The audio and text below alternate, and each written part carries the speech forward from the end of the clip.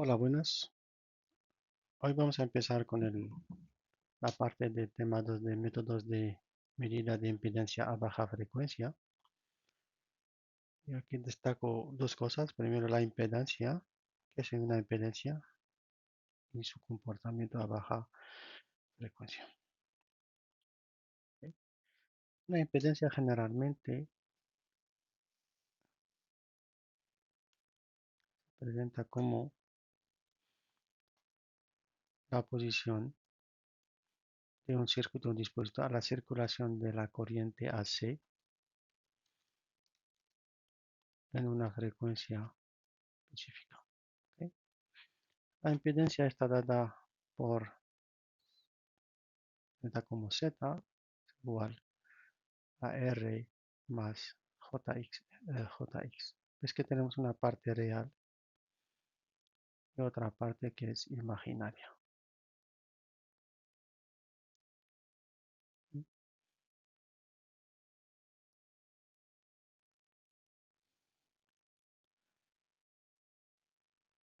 Este es la resistencia.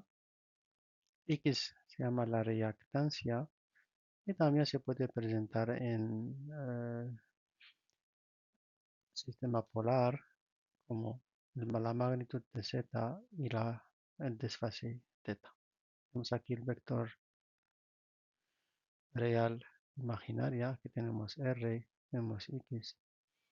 También se puede presentar con el módulo Z y θ, sabiendo que la magnitud de Z es nada más la raíz cuadrada de R cuadrada más X cuadrado y θ es la tangente inversa de X dividido por R.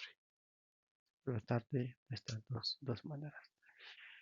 La reactancia generalmente viene de componentes que van a depender de la frecuencia. Por ejemplo, cojo un capacitor. Un capacitor tiene una reactancia de 1 partido por omega c. Omega es la frecuencia angular, es dada por 2πf radian. Su unidad es radian por segundos. Si se trata de un inductor, van a ver es omega por L. Aquí podéis ver cómo se va a comportar un condensador a bajas frecuencias y altas frecuencias. A bajas frecuencias, por omega baja, entonces X va a ser infinita. Significa que el condensador a bajas frecuencias se comporta como un abierto. Pero a altas frecuencias, si omega es muy alta, X va a tener por cero, significa que si cogemos un director base como el cortocircuito. ¿Vale? De manera general se puede simular un condensador de estas dos maneras. Y L es omega L, si L es la dependencia lineal, va a aumentar valor va a aumentar con la frecuencia. Por ejemplo, si cogemos ahí como un ejemplo una resistencia R de 100 ohmios, un condensador de 10 nanofaradios, y estamos buscando su impedancia a una frecuencia específica, que es 1000 radian por segundos. Eso nos va a dar R más 1 partido por JC omega, es R menos J dividido por C omega, es 100 menos J 10 elevado a 5. Okay, esa es la resistencia, esa es la reactancia. En magnitud va con la columna 10 elevado a 5 ohmios. Y el desfase que es menos 90 grados de calcular. ¿Vale? Y aquí se presenta de esta manera. ¿Sí? Una otra opción ahora, por ejemplo, hemos visto si tenemos de manera general una resistencia, una reactancia, Jx, por ejemplo, la impedancia es más o menos la suma de ambos, Jx. Pero ¿qué pasa si tenemos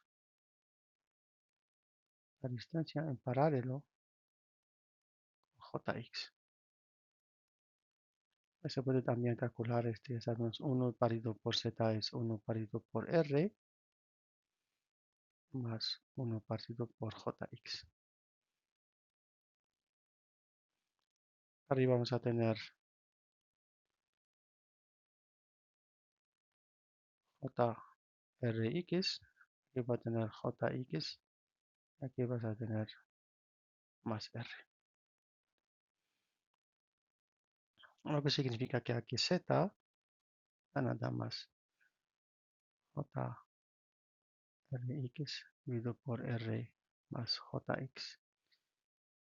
Si la representación en una parte real y una parte imaginaria, multiplicamos aquí por R menos Jx, también R menos Jx. ¿Ok? Ese nos va a dar aquí JR cuadrado x más x cuadrado R dividido por R cuadrado más x cuadrado. Esto lo podemos presentar de esta manera, que es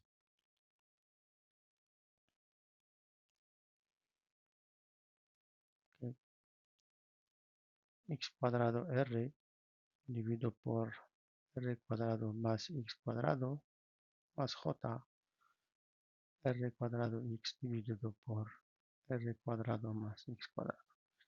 Es que tenemos dos términos. Pues, ¿vale? Hay generalmente veces que se presenta esta de esta manera, más simple, matemáticamente hablando más simple. En vez de hablar de impedancia, hablamos de admitancia. ¿Ves? Y, representamos y es 1 partido por z, esa es la admitancia, ¿vale? Y si se presenta como G más JP, va a ser un poco más fácil. Sabiendo que G es la conductancia y B es la susceptancia.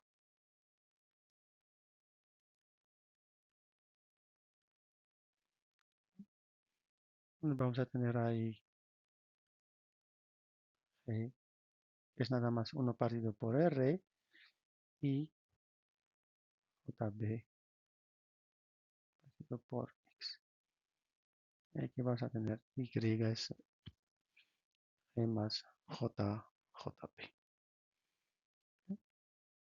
Matemáticamente es un poco más fácil de presentar de esta manera que de esta manera. Ahí de donde vienes. A veces que hablamos de impedancia, distancia, reactancia, o bien admitancia, conductancia y susceptancia.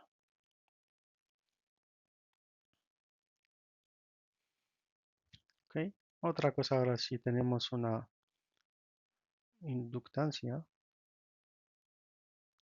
R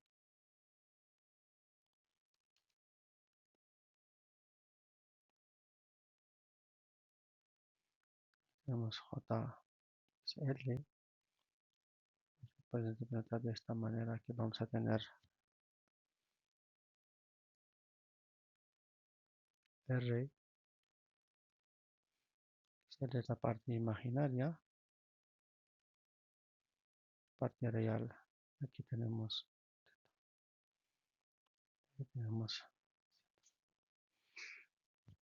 condensador,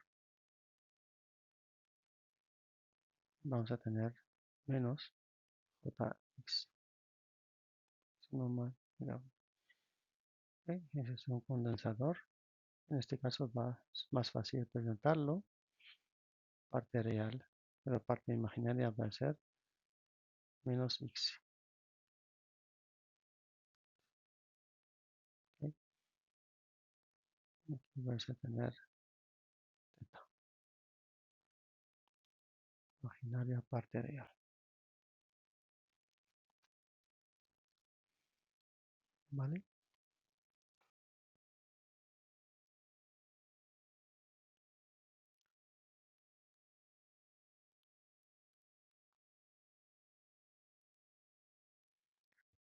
Y la impedancia de los componentes también va a depender con la frecuencia, la temperatura, tiempo de uso y más parámetros. Vamos, por ejemplo, un condensador real, un capacitor real. ¿Ok? Este capacitor va a tener unos componentes debido a la fabricación. RS es el material conductor que se usa para las. Va a tener una resistencia en serie, con serie resistance, y este de inductancia debido a los cables. Si medimos la frecuencia o la impedancia de este pequeño circuito en función de la frecuencia, del logarítmico de la frecuencia, vais a ver que sí que a partir tenéis una frecuencia de resonancia de este circuito, que se llama SRF, Self Resonance Frequency. A esta frecuencia tenemos aquí 1 partido omega c es igual a omega ls. Y podéis ver que teta, teta es igual a 0, lo que tiene que se comporta de manera resistivo el condensador. Para frecuencias menores de SRF, si el condensador se comporta de manera normal como se debe, 1 partido por omega c. Pero más allá de esta frecuencia, en esta zona, nos va a importar más el comportamiento inductivo, LS. En vez de tener una dependencia que va a bajar en función de la frecuencia, va a subir en función de la frecuencia. De la misma manera también se comporta un inductor. ¿Ok? Un inductor tiene una resistencia en serie y un capacitor, lo que se llama stray capacitance, que es debido a la aplicación. Y también este circuito va a tener una frecuencia de resonancia, que es la SRF, y a partir menor, para frecuencias menores de SRF se comporta de la misma manera que el omega L. La impedancia va subiendo en función de la frecuencia, pero más allá de la frecuencia se le va a importar más el efecto capacitivo de CP. A muy bajas frecuencias, que tienen un comportamiento que se lo va a llevar con más RS. ¿Ok? Cogemos, por ejemplo, el caso de las resistencias. Normalmente las resistencias hemos dicho que no dependen de la frecuencia, ¿ok? Eh, ni la impedancia y también la fase, no hay desfase. Pero si cogemos una resistencia de valor grande, real, va a tener una componente de stray capacitance en paralelo con la R. Y para altas frecuencias, nos va a importar más este, este comportamiento 1 partido por omega c. Para resistencias pequeñas se puede modular de esta manera una resistencia en serie con la inductancia de los cables que van a afectar, porque la resistencia es pequeña. Normalmente a altas frecuencias este va subiendo, no va bajando, no se queda constante con la frecuencia. Hay otros parámetros, como por ejemplo la temperatura. Es aquí la temperatura para un condensador, solamente lo que estamos presentando aquí. Delta C es la variación. Depende del material, es la constante dieléctrica del material, si es baja o si es alta. Va a tener este comportamiento. Pues alta depende mucho de la temperatura. Baja, no, depende un poco más suave. Depende también del voltaje que estamos aplicando, voltaje AC que se aplica al condensador para diferentes tipos de materiales, de alta K, de K media o de K baja. ¿Vale?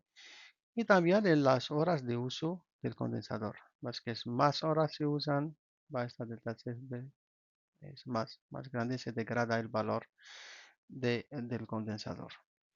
También depende esto del voltaje DC. Si cojo delta C en función del voltaje DC que se le aplica, aquí tenemos 0. Generalmente para los materiales con high o K alta, hay K de esta manera, pero para los materiales de low K principalmente no tiene mucha dependencia de el voltaje aplicado. En el caso de las bobinas o los inductores, si cogemos delta L, va a tener, por ejemplo, aquí, no en el el voltaje, pero aquí va a ser el corriente y DC. En este caso es para lo, realmente también va a tener esta dependencia. ¿Ok? ¿Vale?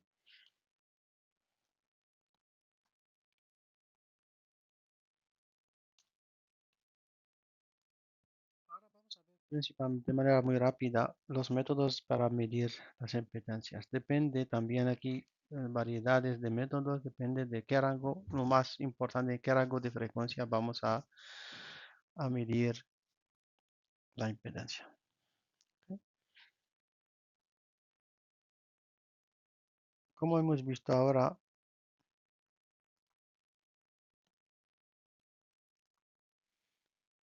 el primer método es el método de puente de impedancias. Generalmente se presenta de esta manera, tienes diferentes calibradas que conocemos Z1, Z2, Z3 y este es un detector de cero, va a detectar cuando I es igual a cero. Cuando I es igual a cero, normalmente si I es igual a cero, tenemos Zx dividido por Z3 es igual a Z1 dividido por Z2. Ese método se puede demostrar de manera muy simple, demostrar esta fórmula. Y de ahí podemos sacar que Zx es nada más Z1 dividido por Z2 multiplicado por Z3. Este método se utiliza a partir desde DC hasta unos 300 MHz. El otro método es resonancia. Se llama resonancia porque hay que llegar a una resonancia de este circuito RLC. Entonces ahí tiene RLIC. Esa es la impedancia que queremos medir. Aquí la señal que valor vamos a aplicar y luego este condensador lo podemos cambiar de valor. Lo cambiamos de valor hasta tener la resonancia. El circuito va a tener este factor de calidad de la resonancia. De muy alta calidad significa que va a tener la frecuencia de resonancia muy precisa y luego va a desaparecer la asociación, desaparece el damping, que se llama damping más suave. ¿No?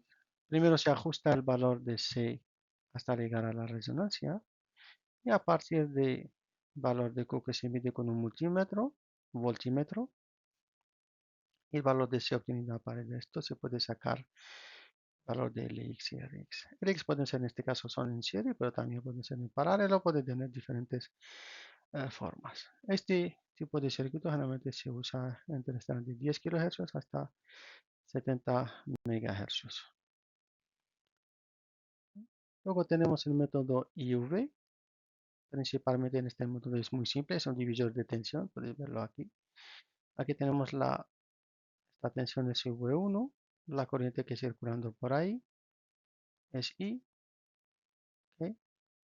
Y podemos ver que el Zx es nada más V1 dividido por I. Y también se usa este voltímetro aquí, V2, para medir V2 entre la resistencia R. Y podemos ver que I es nada más V2 dividido por R. R se reemplaza este valor aquí y se obtiene. Las limitaciones de este tipo de circuitos. Primero, si tenemos altas impedancias. Si Zx es muy alta. Si Zx es muy alta, significa que puede haber corriente que va circulando por ahí. A ver si circulando en esta diapositiva comparable. La impedancia de entrada del voltímetro V1 va a ser comparable y puede haber pérdidas. Esa es una limitación. Si R es grande, también puede haber corriente que circulando dentro del V2. ¿Sí? Por eso, para altas impedancias, V1 y V2 afectar la medida.